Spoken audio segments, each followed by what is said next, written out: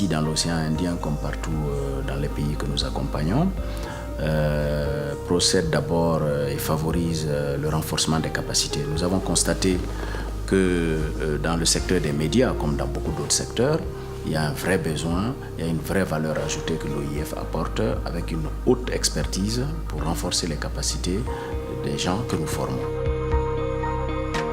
C'est un atelier qui se situe à un double niveau de compréhension des enjeux de la diversité culturelle pour le développement de nos pays, mais aussi au niveau de la création artistique sur des éléments permettant aux journalistes finalement de jouer un rôle de médiateur entre les créateurs et les publics amenés à consommer les œuvres culturelles. Telle est notre ambition. Nous allons parler de contenu, nous allons parler de production. Parce que la seule manière de savoir si cet atelier a servi à quelque chose, c'est qu'on puisse vous lire après.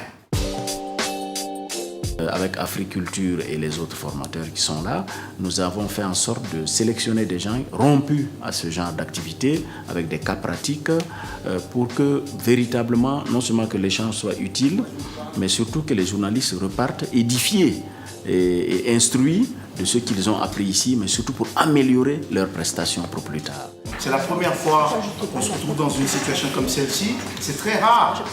Moi, j'ai l'avantage d'être à la fois journaliste, culturel, mais d'être aussi praticien.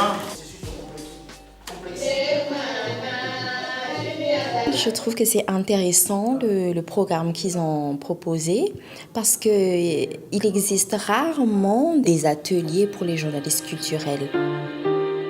Nous avons très peu la possibilité de communiquer, d'échanger nos regards sur la pratique journalistique. Et la francophonie nous a demandé de leur fournir des outils de travail, des outils de réflexion, des connaissances sur tous les enjeux culturels de la zone océan Indien et les former à la critique journalistique et à la pratique du journalisme culturel. Chaque fois que vous écrivez, il y a une responsabilité. Et nous allons parler de ça. Cette formation porte sur les enjeux qui attendent la critique. Comment est-ce que maintenant se comporte un critique dans l'environnement où il est? Comment il aussi invente un nouveau langage? Parce que finalement, le défi que nous propose cette formation, c'est d'inventer un nouveau langage pour dire le monde dans lequel nous évoluons, journalistes, pour que nous soyons des passeurs de ce monde dans lequel nous sommes. J'ai étudié l'audiovisuel pendant 8 ans. Après, ça fait quand même longtemps que j'ai fini mes études, donc ce sont des éléments qui sont toujours bons à être rappelés. Est-ce que je veux faire un portrait? Est-ce que je veux faire une analyse? Est-ce que je fais une interview? Est-ce que je le fais en intérieur? Est-ce que je le fais en extérieur? Mais j'essaie de vous montrer les trucs de base, de départ que vous devez maîtriser. Donc moi je veux que vous travaillez au viseur. La formation m'a donné beaucoup d'éléments, beaucoup de connaissances pour parler de la culture dans notre région, comment le dynamisme culturel dans cette région peut être vulgarisé.